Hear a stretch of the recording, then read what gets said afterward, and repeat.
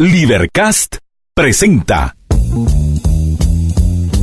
una producción de Libertópolis, donde nuestra misión es promover un mundo de personas libres y responsables en búsqueda de su felicidad.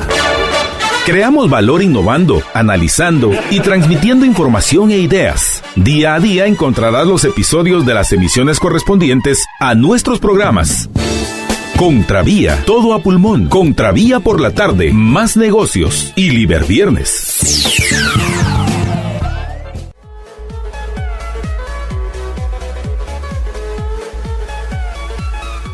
Muy buenas tardes, es un gusto estar con todos ustedes. Arrancamos Contravía PM y hoy vamos a hablar acerca de un tema que pues ha estado circulando y quiero que lo tratemos en especial ahora que están todas estas propuestas y todas estas promesas electorales, y es el tema del alumbrado público y quién debe cobrar la tarifa y para qué. Eso es otro tema que muchas veces no nos cuestionamos, es para qué se usa la tarifa del alumbrado público. Y de eso vamos a platicar con nuestro invitado Mario Fuentes de Estarac, con quien vamos a hablar acerca de este tema de la tarifa pública. Y quiero empezar hablándoles primero sobre qué va a suceder en el Congreso. ¿Qué va a suceder en el Congreso en estas dos sesiones? Mañana hay una sesión a las 2 de la tarde en la cual pues se va a interpelar al ministro de Desarrollo, Carlos Fernando Velázquez Monge. Después seguirá la interpelación al ministro de Comunicaciones, Infraestructura y Vivienda, el ingeniero José Luis Benito Ruiz, el que solicitó el diputado Edwin Lush. Una vez que termine esta interpelación, pues seguiría, o sea que pide permanencia voluntaria y ahí se queda porque también la diputada Vivian Beatriz Preciado Navarijo pidió una interpelación al ministro de Comunicaciones, así que va para largo y mañana a las 10 de la mañana pues continuarían las interpelaciones a estos dos ministros. ¿Qué pasa entonces en la tarde? Porque pues son muy trabajadores y el miércoles pues sesionan 2 veces, una a las 10 de la mañana y otra supuestamente, porque siempre empiezan con retraso, y otra a las 2 de la tarde. Bueno, ¿qué se va a discutir? En primer debate se va a estar hablando acerca de pues la ley de rastros, entre otras cosas, la ley de promoción a la alimentación saludable, y vuelve la burra al trigo y valga la expresión de meterse no solo en nuestras en todo, sino además se meten en nuestra refri, en nuestra cocina, en nuestra mesa y ya ni les digo en nuestra cama, porque efectivamente los diputados quieren estar metidos en todo para poder meter su cuchara y para poder sacar dinero de todas estas funciones para que los burócratas puedan pues promover la educación y en este caso la alimentación saludable y sepa y vaya usted a saber qué más. Pero bueno, ya está en primer debate esta ley de promoción de alimentación saludable, las reformas al Código del Trabajo, también se va a estar hablando deme un segundo, aquí está, se va a estar hablando en segundo debate de la ley de competencia. Y mire, si debe haber una ley de competencia, esta ley debería decir, se elimina toda intervención del gobierno en el mercado. No, el gobierno no podrá otorgar privilegios a ningún tipo de comerciante, empresario, a nadie relacionado en el mercado. El gobierno está limitado a hacer que se cumplan los contratos. El gobierno está limitado a hacer que se respeten los contratos, a proteger la vida, la libertad y la propiedad de los demás, y en cuanto al mercado, pues no vamos a crear más burocracia, sino que vamos a ser tan competitivos que vamos a limitar el poder del gobierno, y esta debería ser una verdadera ley de competencia. Pero me imagino que esta ley de competencia lo que va a hacer es crear un ministerio o una superintendencia o una jefatura o algo, o más burocracia para regular algo que ellos mismos provocan, que es la falta de competencia. Así las cosas. Por otro lado, la Ley General de Infraestructura Vial, que vuelvo a la historia, dejar libertad para que se puedan y facilitar los trámites de construcción. Por otro lado, regresamos está en el segundo debate y volvemos y vuelve. Y es que a veces de veras dan ganas de pagarles vacaciones y que no se presenten hasta el día que hay que aprobar el presupuesto y eso porque está en la Constitución, y de ahí para recibir el informe de gobierno, analizarlo y tal vez interpelar, posiblemente para las interpelaciones, pero de ahí en fuera que mejor ni se presentaran, porque está también en segundo debate la ley que va a dictar el Día Nacional de la Oración. ¿Cómo ve? Por otro lado, ya está en tercer debate las iniciativas de la Ley de Protección a la Vida y a la Familia. Y aquí me pregunto a qué familias se refieren. ¿A las familias monoparentales? ¿A las familias diversas en las cuales ya ni hablo de sexualidad, pero le voy a hablar de familias donde está papá, hermana, que es la tía, se convierte en la mamá, o los abuelos, que son los que pues surgen como tutores, en fin. Y por otro lado, la ley de la protección a la vida. Y aquí me pregunto si se están refiriendo a todos los homicidios que hay en el país y a todos estos asesinatos que hay en el país. En fin, ya va en tercer debate esta iniciativa que valdría la pena pues revisarla, la 5272. Por otro lado, también se está hablando de hacer reformas a la ley del ejército, reformas a la ley al Código Procesal Penal, y una ley para crear el Pro Guatemala para que haya más inversiones. Y me pregunto, igual que me he preguntado siempre que pienso en el turismo y pienso en temas como INGUAT, que por más trabajo, y vamos a suponer que lo hagan bien, por más trabajo que hagan en INGUAT, ¿de qué sirve hacer una buena promoción, suponiendo que lo hacen bien, si hay inseguridad, si no hay infraestructura en cuanto a buenas carreteras, si cuando uno llega al aeropuerto, pues ya le cuento el tipo de aeropuerto, en fin, ¿de qué sirve todo esto? Y por otro lado, ¿de qué servirá promover inversiones si pues en cualquier momento te bloquean, meten una acción, y si no has hecho todas las consultas habidas y por haber, aunque no te corresponda a ti, sino al gobierno, igual te cierran? Y que además pues te cambian las reglas del juego cada cierto tiempo o cada vez que se le pega la gana al burócrata de turno, pero además las cortes fallan de una forma para un caso y fallan diferente para otro.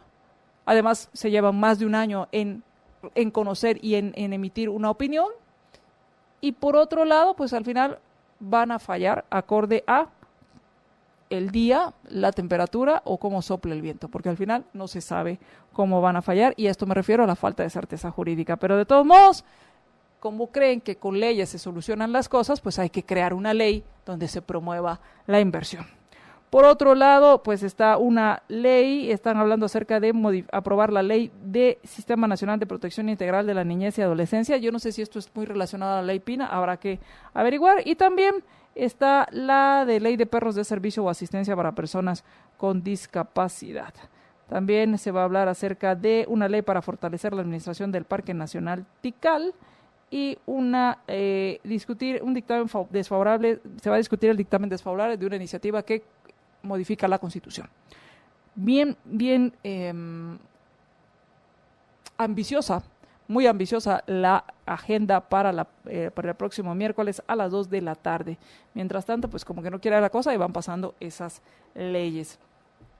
Por otro lado, quiero contarles qué ha sucedido en cuanto a algunos juicios que se llevaron a cabo o que hubo hoy en diferentes juzgados. Uno de ellos es la sala que confirma la sentencia de extinción de dominio. La sala primera de mayor riesgo, y esto es con información del periódico, la sala primera de mayor riesgo confirma la sentencia de extinción de dominio dictada sobre los inmuebles del señor Guayo Cano. Estos inmuebles estaban a nombre de su esposa, la señora María Isabel Sales López de Villatoro, y estos inmuebles pues fue ratificado el que pues se les quita la propiedad y pasa a propiedad del gobierno, el autohotel Amor Prohibido, la residencia Laguna Los Tarayes, que estaban, pues como les digo, vinculadas a el narcotraficante Eduardo Francisco Villatoro Cano. Esto ya que en diciembre de 2018, pues también fue condenado a 372 años y 8 meses de prisión por la masacre de 9 policías, esto en la subestación de Salcajá.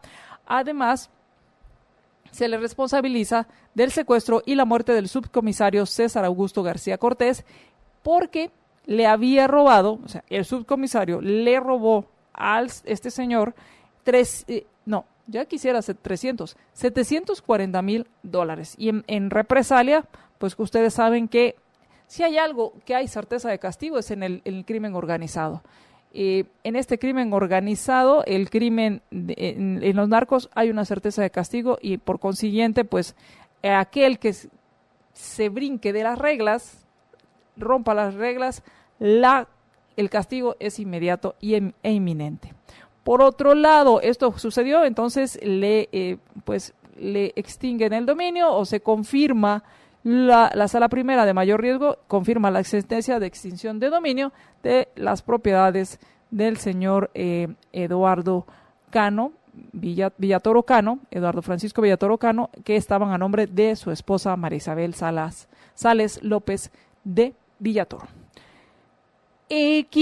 Recuerdan que fue capturado el exministro de Salud Jorge Villavicencio, pues ya el juzgado quinto penal tuvieron la audiencia de primera declaración, en la cual la fiscalía lo que pidió, pues señaló al señor Villavicencio como el responsable de delitos de abuso de autoridad y peculado por sustracción de forma continuada.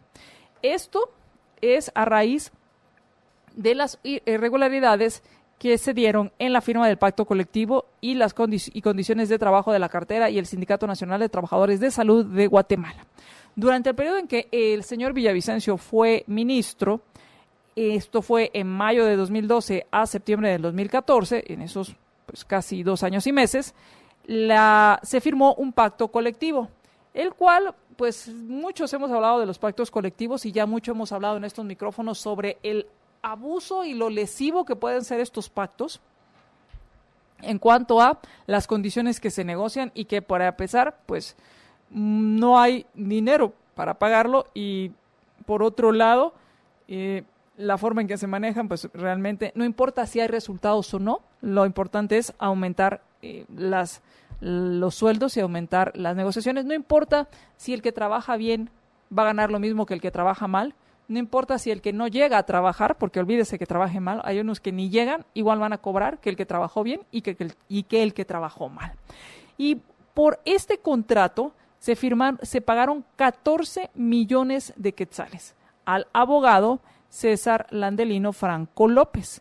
Este dinero provenía de los hospitales Roosevelt y San Juan de Dios.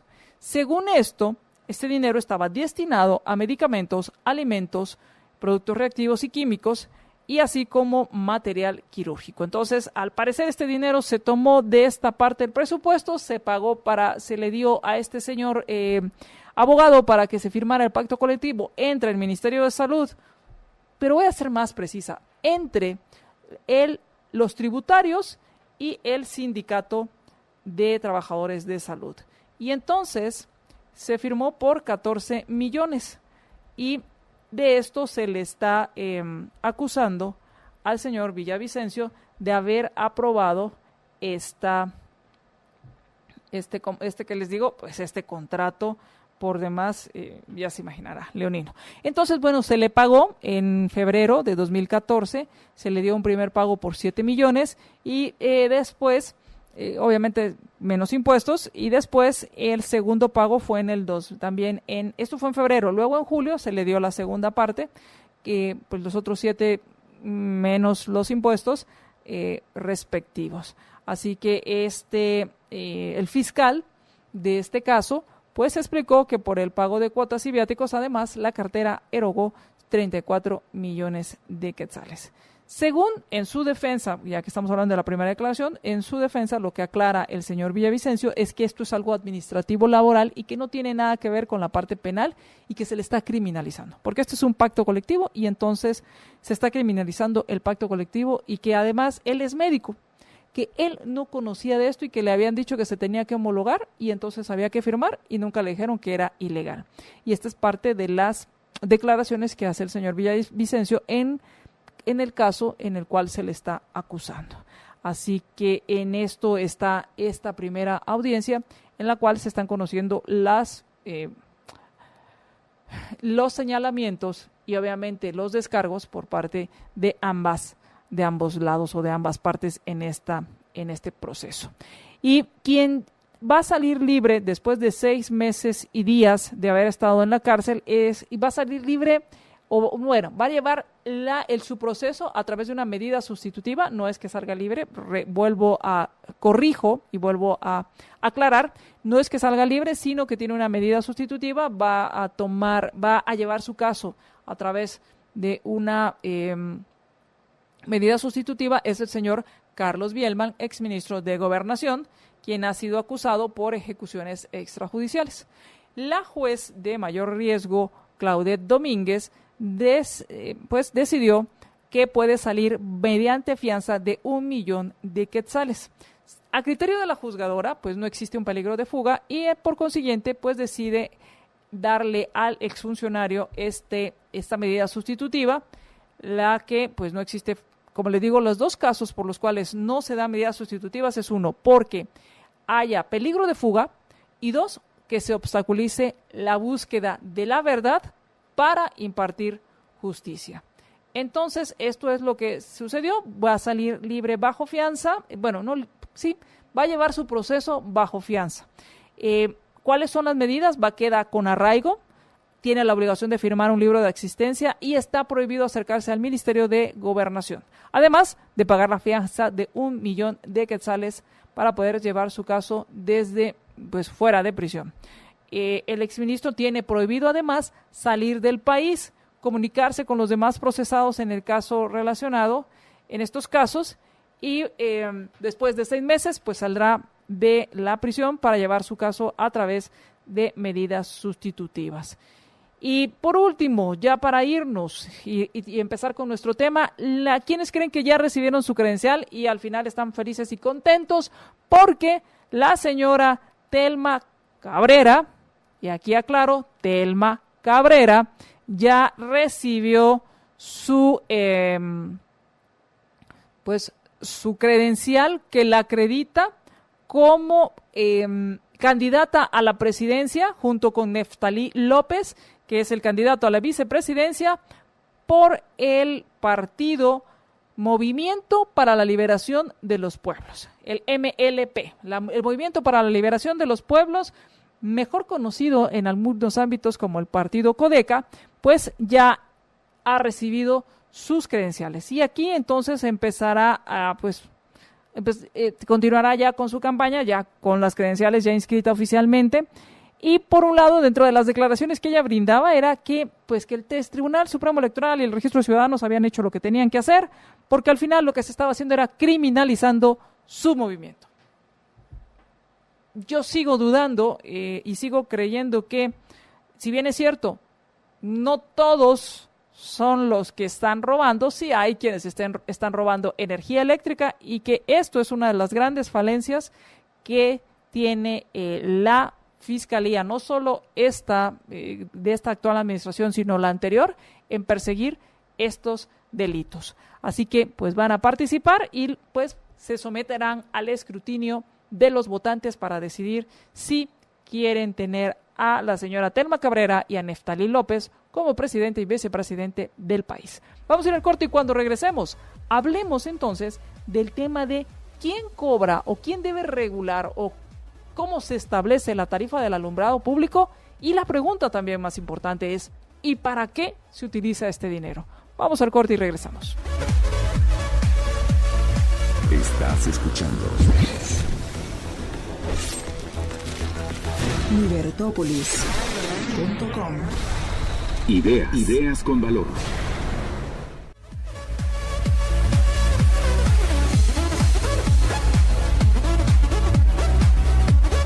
Gracias a quienes ya se están conectando con nosotros y quiero aprovechar para invitarlos al Apparel Sourcing Show. Se va a llevar a cabo el próximo 14 y 16 de mayo. Son 14, 15 y 16, 3 días en mayo que se va a estar llevando esto a cabo en el Expo Center de Tikal Futura. ¿Qué vas a encontrar ahí? Pues vas a encontrar todo lo relacionado con la industria del vestido y los textiles de Centroamérica. Y vas a encontrar también insumos de América Latina, Asia, Europa y Estados Unidos. Así que todo aquello que está relacionado con el vestuario y los textiles los encuentras en el Apparel Sourcing Show, que se va a llevar a cabo el próximo 14 al 16 de mayo en Expo Center de Tikal Futura. Si quieres mayores informes, si quieres saber cómo hacer, quieres ver estar exponiendo, si todavía hay opción para mesas de negocios, pues entra a apparelexpo.com. Ya está con nosotros nuestro invitado, el licenciado Mario Fuentes de Starac, a quien le agradezco que haya aceptado nuestra invitación. Muy buenas tardes, licenciado, ¿cómo está? Buenas tardes, María Dolores. Buenas tardes a los radioescuchas de Libertópolis. Y muchas gracias a todos quienes ya están compartiendo nuestra transmisión. Y la pregunta que hacíamos es, ¿quién fija la tarifa del alumbrado público? Y la otra es, ¿para qué se utiliza este dinero? Y esto surge a raíz de varias noticias que estuvieron circulando con respecto al alumbrado público y con respecto a cómo se cobraba, quién debía fijar. La Comisión Nacional de Energía Eléctrica, pues dice, nosotros no tenemos nada que ver con esto, la ley no nos faculta. Por otro lado dicen son los consejos de municipales, pero al final, ¿qué es la tarifa de alumbrado público? ¿Quién la fija y para qué? Sí, mire, se le denomina una tasa. Uh-huh. Una tasa municipal.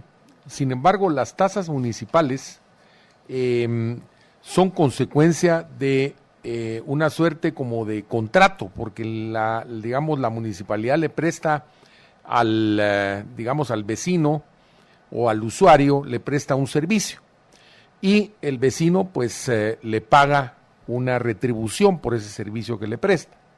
Por ejemplo, la municipalidad va a prestar el servicio de transporte, entonces se autoriza, una tasa para los fines del transporte que le está brindando la municipalidad al usuario o al vecino.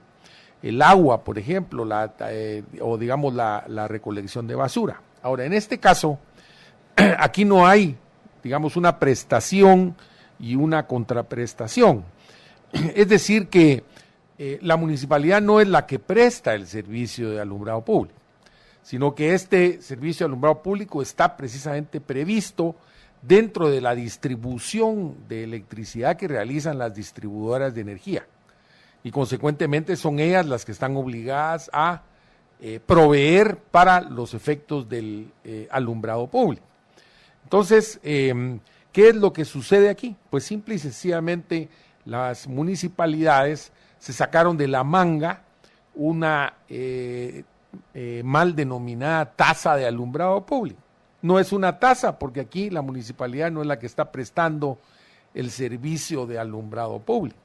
Entonces, ¿qué es esto? Simple y sencillamente se le puso el nombre de tasa de alumbrado público, pero en realidad es un impuesto. Es un impuesto cuya recaudación va al fondo común de la municipalidad. Entonces, no puede la municipalidad decretar impuestos, ¿verdad? Porque eso es, solo potestad del Congreso de la República. Así es. Solo el Congreso de la República puede decretar impuestos o arbitrios. Los arbitrios son impuestos, pero locales, ¿verdad?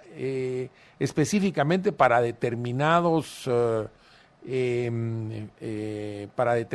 actividades que realizan las municipalidades y consecuentemente pues pero al final de cuentas son impuestos, ¿verdad? Entonces, esta tasa de alumbrado público es un impuesto encubierto, ¿verdad? Que se está cobrando de una manera totalmente discrecional por parte de las municipalidades. Hay municipalidades como por ejemplo la municipalidad capitalina que cobra un 13% sobre el consumo de energía eléctrica de los usuarios, y esto se le carga pues obviamente a la factura de consumo del usuario, y esto lo autoriza la Comisión Nacional de Energía Eléctrica, ¿verdad? Lo que autoriza la comisión es el cobro, ¿verdad?, de la respectiva tasa de alumbrado público y que se pueda, colocar en los recibos de consumo de energía eléctrica. Ahora, hay municipalidades que no cobran solo el 13%,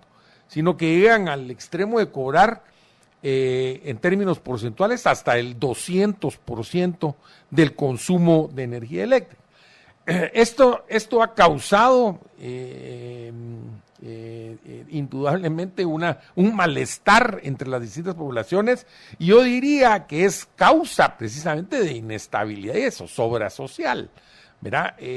Muchos de los problemas que existen en el interior del país son derivados de este consumo, de este cargo totalmente ilegal que hacen las municipalidades. Entonces, este cobro ilegal pues tiene que desaparecer. Incluso se han planteado acciones de inconstitucionalidad ante la Corte de Constitucionalidad, impugnando esta tasa de alumbrado público.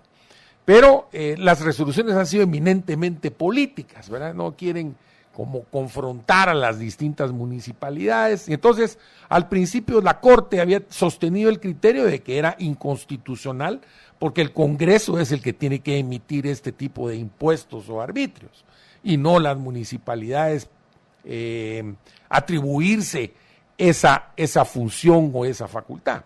Entonces, la Corte ha variado su criterio. Ahora dice la Corte que no es inconstitucional, pero es una ambigüedad en sus resoluciones, y al final pues lo que hay es una exhortación al mismo Congreso de la República para que resuelva el entuerto.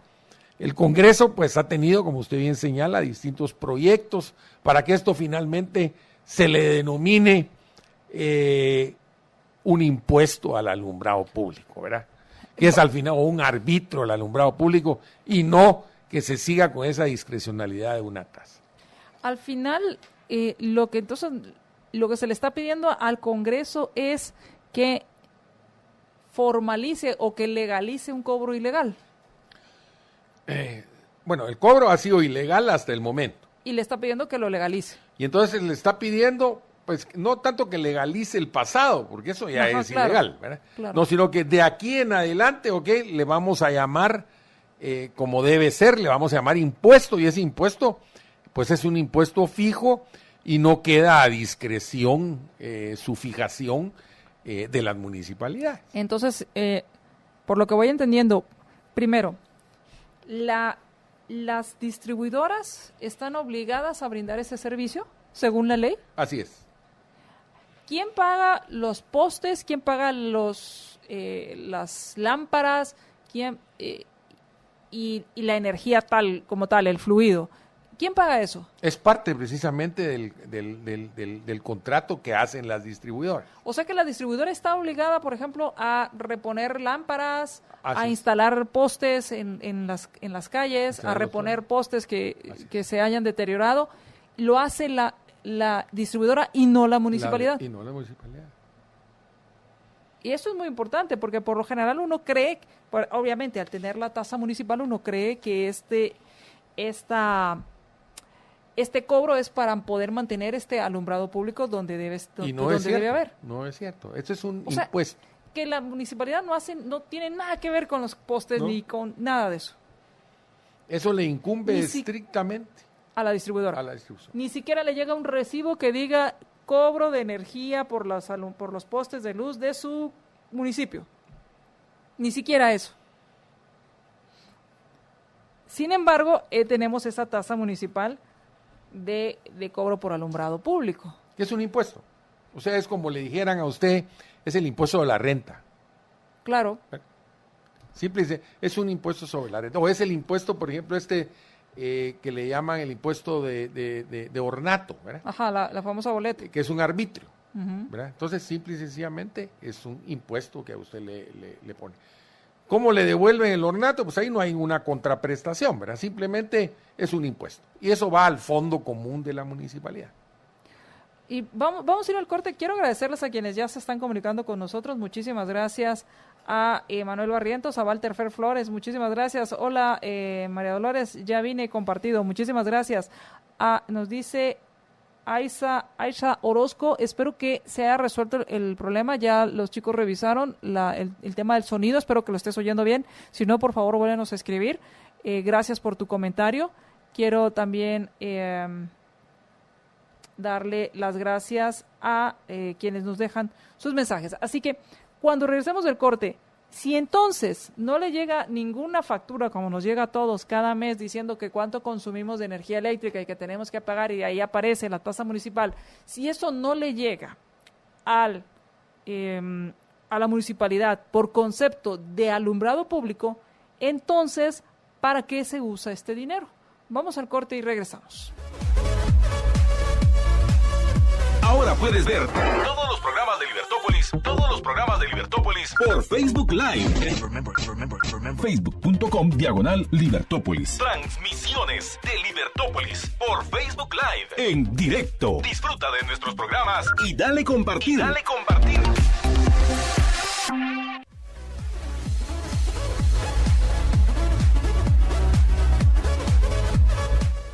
Regresamos a Contravía PM, les habla María Dolores Arias. Muchísimas gracias. Aiza ya nos contesta, Aiza Orozco nos dice, buenas noches, María Dolores, licenciado de Starac, un gusto de saludarles. Ya se escucha perfectamente el sonido, interesante tema el de hoy.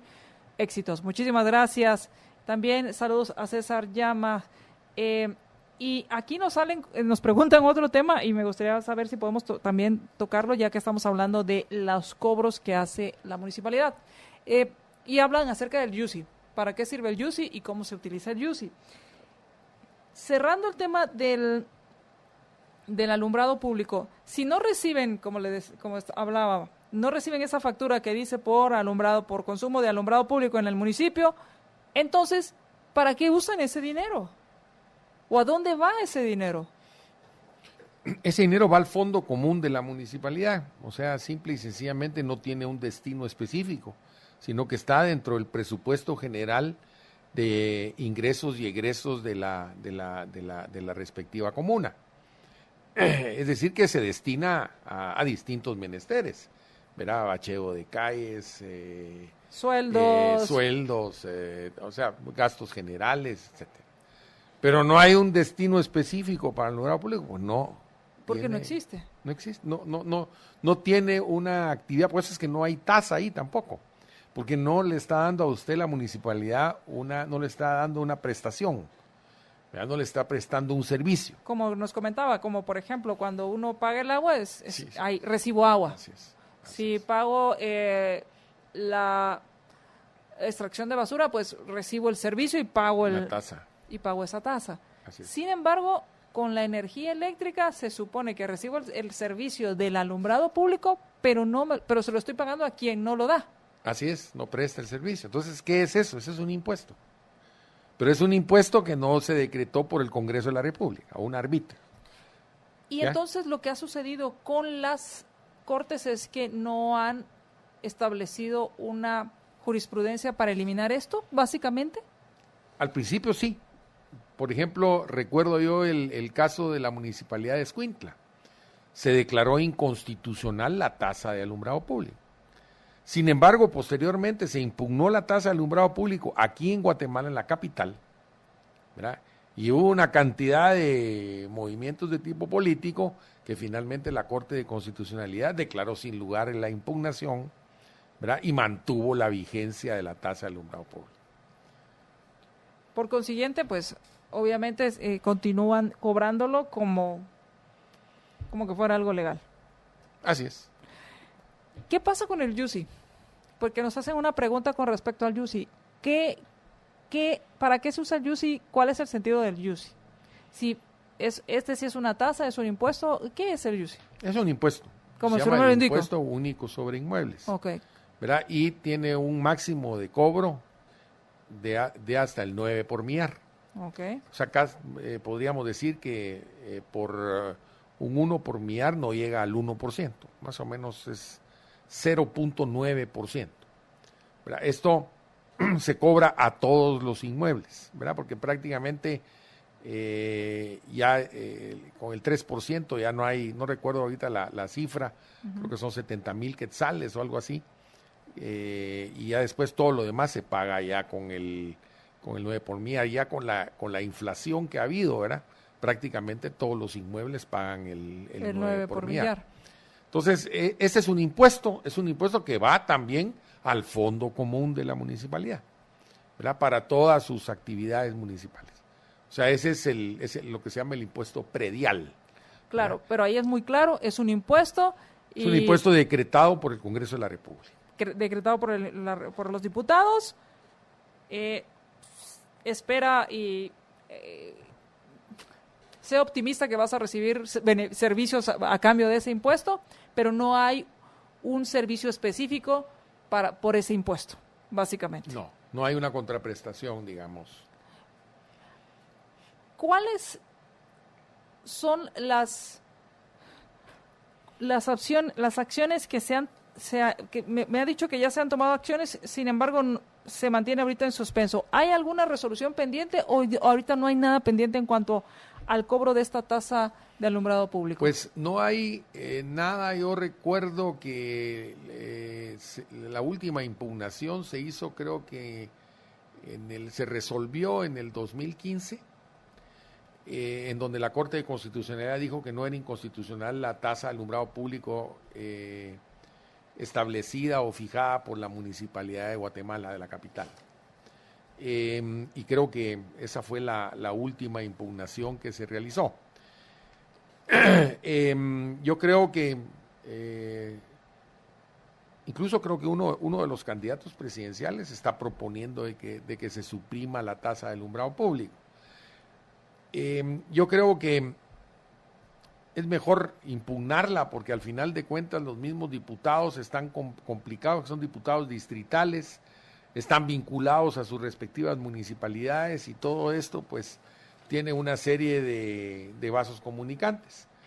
Consecuentemente, el que debe resolver finalmente es el Tribunal de lo Constitucional, y debiera de intentarse una nueva impugnación por parte de las personas interesadas, porque, como le digo, esta es un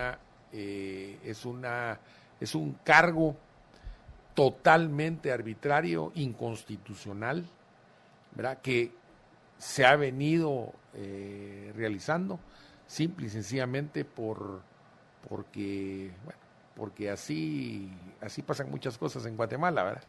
Y entonces las ilegalidades se consuman y se consuman y se consuman, y yo creo que lo único que puede parar esto es una actitud fuerte y decidida de parte de la ciudadanía, y que se paren ante la misma Corte de Constitucionalidad y exijan que se cumpla con la Constitución en ese sentido. ¿Hay alguna, es que no sé, la empresa eléctrica o las distribuidoras están obligadas a cobrar esto? ¿Qué pasa si llega un ciudadano y dice, cóbreme todo excepto la tasa municipal? Ahí es donde juega la Comisión Nacional de Energía Eléctrica. Ok. Porque la Comisión Nacional de Energía Eléctrica es la que autoriza que se consigne ese recargo en el recibo de consumo de la energía eléctrica. Es la comisión entonces la que determina o la que autoriza qué componentes tiene esa factura. Esa factura, exactamente. Pero ella no crea, digamos, la tasa de alumbrado público, eso la crea la municipalidad. Sin embargo, la Comisión Nacional de Energía Eléctrica está pues en esa cadena, ¿verdad?, de cobro finalmente al usuario, al consumidor. Pero entonces, ¿está obligada la Comisión Nacional de Energía Eléctrica a incluir esta tasa? En mi opinión, no, porque es una tasa ilegal. Y podría tener mecanismos para no incluirlo. Sí, pero eso no lo ha hecho, ¿verdad? Y va a ser muy difícil que lo haga. Pues no sabemos, ¿verdad? Pero ahí, mire, al final de cuentas, los que tienen que protestar por esto son los mismos usuarios, los mismos consumidores de energía eléctrica, que les están haciendo recargos,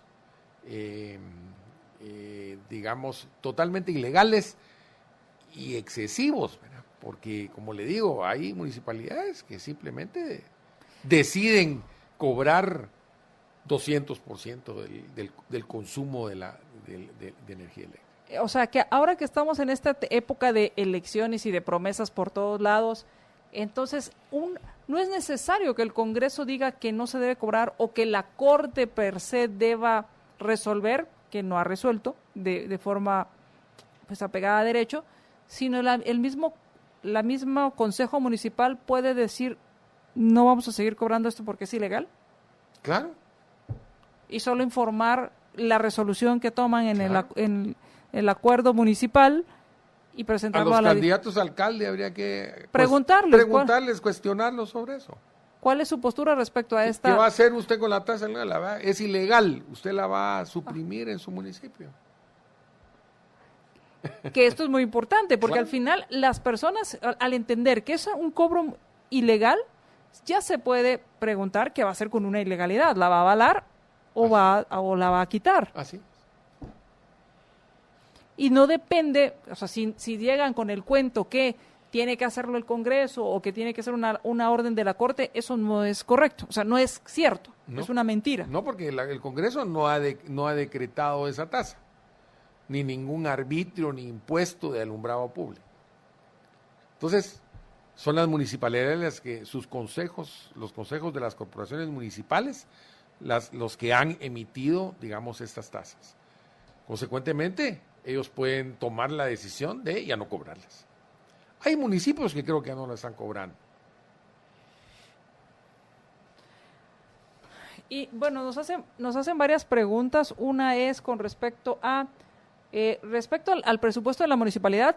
Sería cuestión de, si alguien sabe dónde se puede encontrar el presupuesto de la municipalidad, por favor ayúdennos a encontrarlo. Nos pregunta Juan Antonio, ¿de cuánto es el presupuesto de la municipalidad? He estado buscando esta información y es difícil de encontrar.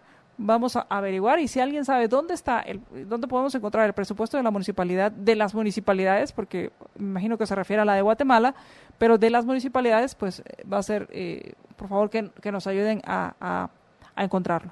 Y nos pregunta Carlos, ¿cuánto debería ser el valor que se consideraría razonable que una municipalidad cobre por este impuesto? Aquí el punto es que están cobrando por algo que ellos no dan. Y entonces la pregunta es si estamos dispuestos a pagar más impuestos. Punto. Es como que nos digan, mire, usted, ¿cuánto estaría usted dispuesto a pagar más de impuestos sobre la renta?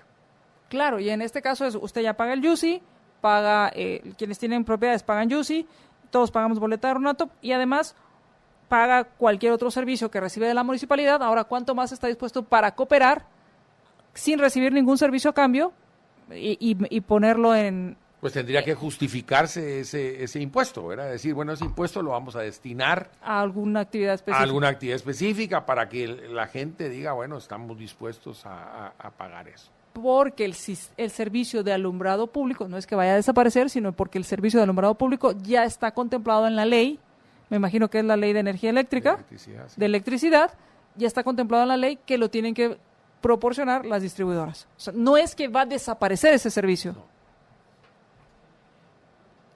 La municipalidad no hace ninguna actividad, o sea, solo cobra y utiliza los fondos Claro, es como... para otros menesteres, pero no para el menester específico del alumbrado público. O sea, eso tiene que quedar bien claro, que la gente sepa, porque el hecho de que existe el calificativo tasa de alumbrado público, entonces uno piensa, bueno, entonces se está destinando al alumbrado público. No se destina al alumbrado público. Por otro lado, nos hacen la pregunta con respecto a, ¿y las empresas no imponen tarifas arbitrarias a discreción? ¿Cómo se genera? Tengo entendido que es la Comisión Nacional de Energía Eléctrica quien establece estos tarifarios, dependiendo de las regiones. Así está previsto en la ley. Y es ahí donde se supone que se hace un estudio técnico. Y es ahí donde entra la importancia de tener diferentes generadores de energía, en cuanto a que haya energía hidroeléctrica, haya energía de combustible, haya eólica, solar que se está usando, y porque esto hace que se consuma donde es más barato, o se compre energía donde es más barato y se distribuya la más barata, y después vamos con la menos barata y menos barata hasta llegar a la más cara si fuera necesario. Y es ahí donde se establecen estas tarifas, a través de todo este mecanismo. ¿Es así? Sí, es una economía de mercado, ¿verdad? Ahora dice, Energuate en Puerto Rico cobra 80 por casa de alumbrado público y hay un poste con un foco cada 3 cuadras. Lo que entonces tenemos que entender es que Energuate lo que está haciendo es un cobro por terceros. Es como cuando... Así es, cobra por la municipalidad. Lo que hacen es, la Comisión Nacional, y voy a ver si voy entendiendo, la Comisión Nacional de Energía Eléctrica le ordena a la distribuidora que cobre lo que le está pidiendo la municipalidad. Así es, eso es. Y entonces, como como le ordenó que lo cobra, lo mete en su factura. Y eso está en el reglamento de la ley de electricidad. ¿Verdad? Ahí dice que la Comisión Nacional de Energía Eléctrica es la que autoriza la incorporación pero esa no es una ley, es un reglamento, la incorporación de esa tasa de alumbrado público. Ok, entonces hay un reglamento dentro de esta ley de electricidad donde establece esta tasa. Que también, no que establece la tasa, sino Perdón, que el cobro, autoriza el cobro. Que autoriza que la Comisión Nacional de Energía Eléctrica autorice que se consigne en el recibo correspondiente el valor de la tasa de alumbrado público. Es interesante. También fue impugnada, se ha impugnado también esa norma. Sí, pero al final de cuentas, la Corte de Constitucionalidad, en una sentencia gallo-gallina en el año 2015, no resolvió. Porque el hecho de que esté en el reglamento, el hecho de que se hayan puesto de acuerdo todos los alcaldes, no lo hace ilegal. No. O sea, el hecho de que todos se pongan de acuerdo. Entonces, lo que hay que entender es que las empresas distribuidoras están obligadas a cobrar y ese dinero se lo entregan a la municipalidad correspondiente. La municipalidad lo gasta como quiere. Muy interesante porque la otra pregunta es, así como nos preguntaban dónde está el presupuesto de la municipalidad, sería interesante ver ese presupuesto y ver cuánto reciben de energía eléctrica y cómo lo usan. Interesante. De tasa de alumbrado público. De tasa de alumbrado público y ver cuánto. Dice, nos preguntan, es decir, si lo regularan como un impuesto normal, ¿hay algún criterio técnico para determinar su valor? Pues no hay, porque al final denominarle alumbrado público, si al final no realizan ningún tipo de servicio de alumbrado público, sería un impuesto más. O sea, como se le llamó ese impuesto de ornato. Usted no sabe si se destina al ornato, pues. Ya simplemente le pusieron ese calificativo. Le pueden poner impuesto de vialidad, ¿verdad? O impuesto de educación municipal. Simple y sencillamente así le denomina. O impuesto de la renta municipal, si quiere. Y quiero agradecer a quienes ya están compartiendo nuestra transmisión. Sigan compartiendo porque es importante enterarnos de qué es lo que estamos pagando para que no nos quieran ver la cara de tontos, para que no nos hagan creer que no se puede hacer nada al respecto y que cuando lleguen los candidatos a pedirle su voto, pues usted pueda preguntarle con la suficiente propiedad y conocimiento qué va a hacer con este cobro que es, pues, a todas luces, por lo que nos está contando el licenciado Mario Fuentes de Starac, ilegal. Y entonces, nuestros radioescuchas y nuestros libernautas, como saben que no hay almuerzo gratis, y eso ya lo entienden muy bien, y me encanta que ya estén claros de esta idea, nos pregunta Oscar, entonces, ¿quién paga por el alumbrado público? Porque como no hay almuerzo gratis y no es ese dinero que nosotros pagamos no se usa para el alumbrado público, sino se le da a la municipalidad para que lo gaste en lo que quiera, entonces, pero el servicio se presta. Está dentro del consumo de energía eléctrica que usted realiza. Quiere decir que está metido en lo que yo pago, sí, y aparte pago más. Y aparte paga el impuesto.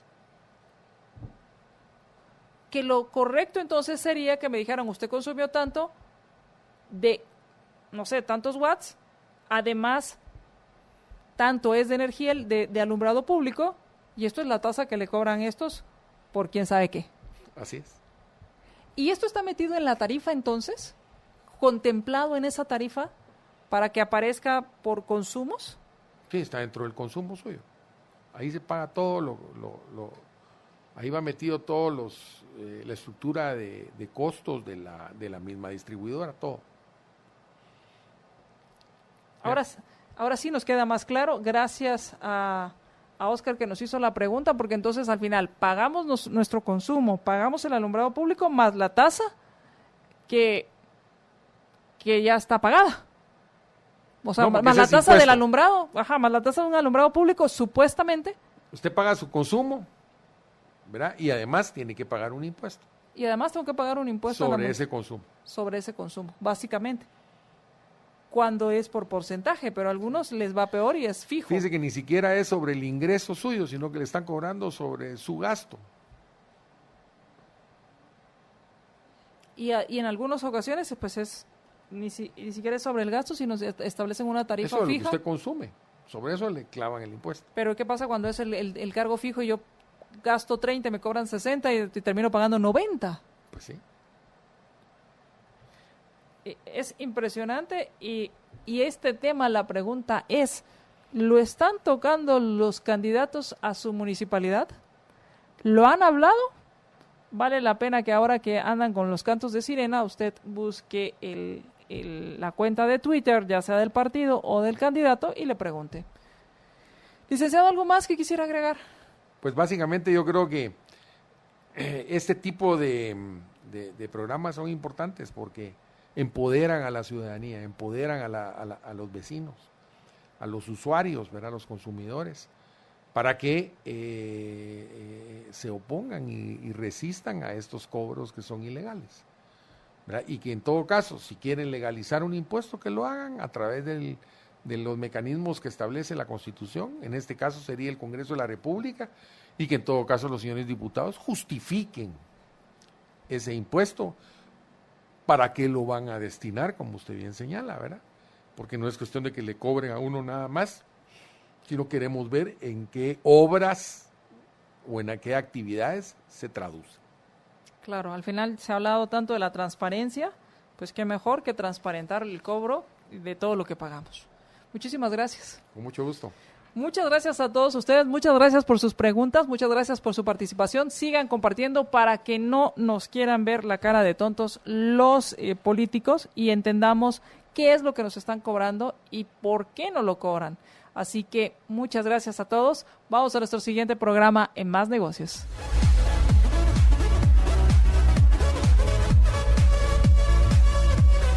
Libercast presentó una producción de Libertópolis.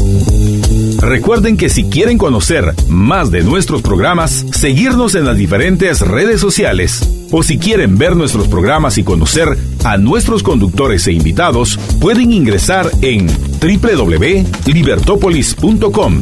Recuerda suscribirte y dejarnos 5 estrellas para que continuemos trabajando en producir más podcasts de tu interés. Libertópolis, ideas con valor.